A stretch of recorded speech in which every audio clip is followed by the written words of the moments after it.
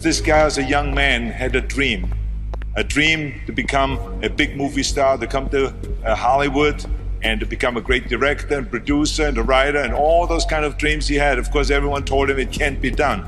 But, you know, he wouldn't take no for an answer, and he moved across from New York to Los Angeles to Hollywood. And of course, one day, after struggling, like we all do in the beginning, to get into TV and into movies, he had this idea of writing a script. And in longhand, he wrote this script, which was Rocky.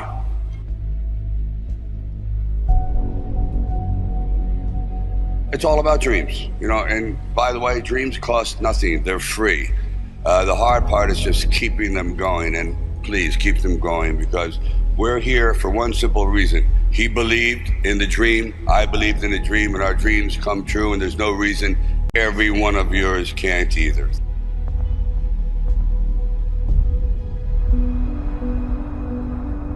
I used to sit in this little apartment, and it was a room. As a matter of fact, the room was so small, I remember I was able to open up the window and close the door while sitting on the bed at the same time. It was like 8 feet by 9 feet.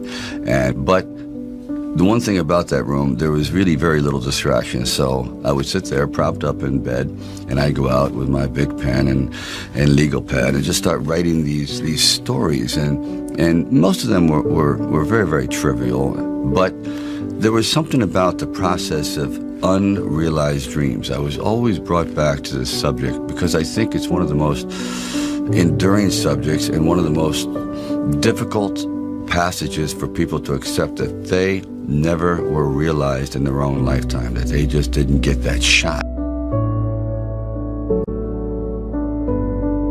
I decided it was a time to come to California. So I went to California, and I moved in the Valley, and things weren't going very, very well there. As a matter of fact, I had to go out and try to sell my dog because it was either do that or he just was not going to be very well fed. And then one night, I went to see Muhammad Ali fight. For one brief moment, this supposed stumble bum turned out to be magnificent in the fact that he lasted and knocked the champion down.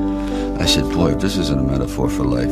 His entire life crystallized at that moment. He will be remembered for all eternity, at least among the fight fans. He did something extraordinary. I said, now that is probably what I need as a catalyst for an idea. A man who's going to stand up to life and take one shot and maybe go the distance. So I started to write. And it was one of those writing frenzies. And 3 days later, I came up with the script of Rocky.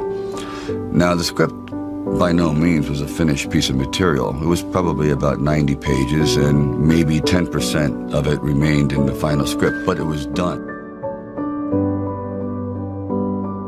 I first met Bob Chartoff and Irwin Winkler, and I believe I was there on a casting call. So we're talking a little bit, and I guess I really wasn't right for the acting part. And on the way out, I said, oh, I don't know if it matters, but I do a little bit of writing. He goes, really? He says, yeah, I'm writing this story. I have this thing about wrestlers, and I might do something about boxing. Well, he says, well, bring it around. And I thought, if I hadn't stopped on the way out, you know, that's why I tell all actors or writers, don't give up, keep talking. Eventually you might hit a nerve somewhere and they go, come on back. And if they didn't say, come on back, or bring it later and let's see what you've developed, I wouldn't be sitting here. So I have to give incredible credit to their insight and their patience, and they're willing to take a chance, which it doesn't exist much anymore, unfortunately.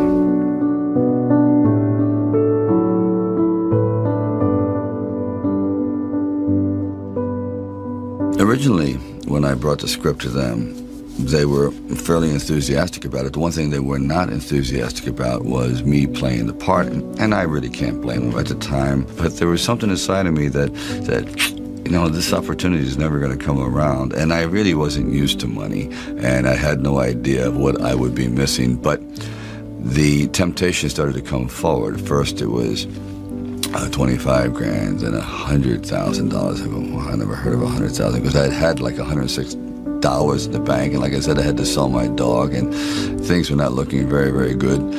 My $40 car had just blown up, so I was taking a bus to work.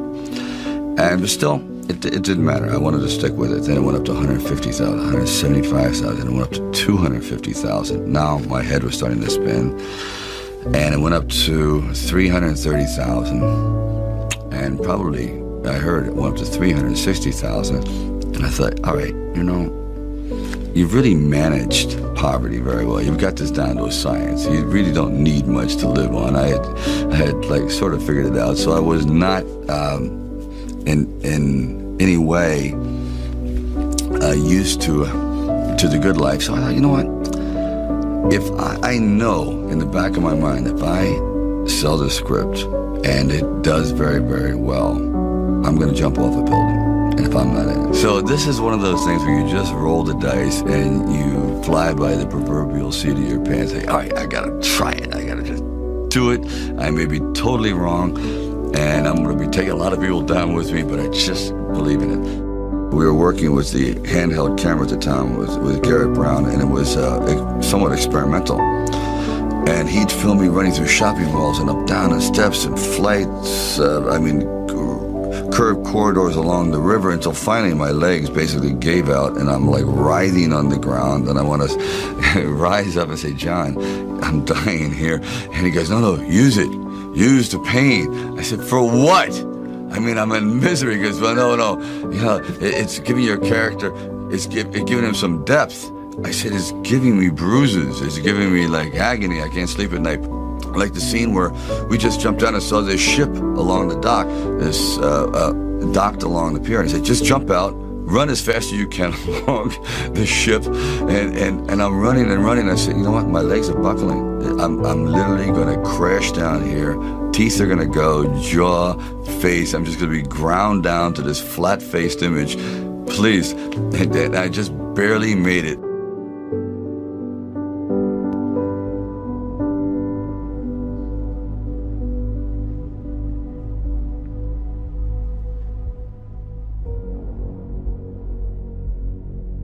The world ain't all sunshine and rainbows.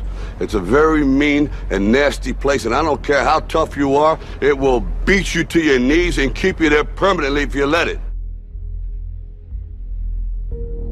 You, me, or nobody is gonna hit as hard as life. But it ain't about how hard you hit. It's about how hard you can get hit and keep moving forward. How much you can take and keep moving forward. That's how winning is done.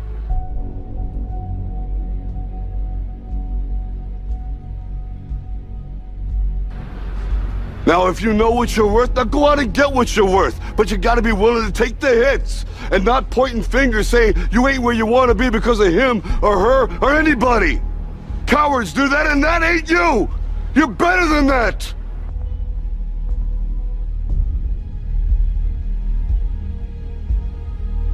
You can't be alone. To really succeed, no man really is an island. When you find the right components in your life, the right people that gel with you, then you feel as though you're invincible. It may be a fallacy, but you at least feel as though you can take all that life has to dish out.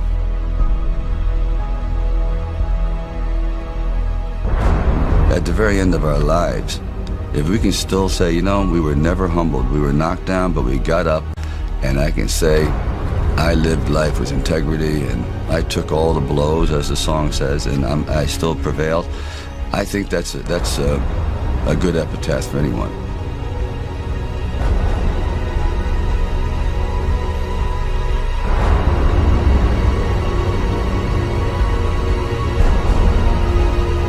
It's all about dreams, you know, and by the way, dreams cost nothing. They're free. The hard part is just keeping them going, and please keep them going, because we're here for one simple reason. He believed in the dream, I believed in the dream, and our dreams come true, and there's no reason every one of yours can't either.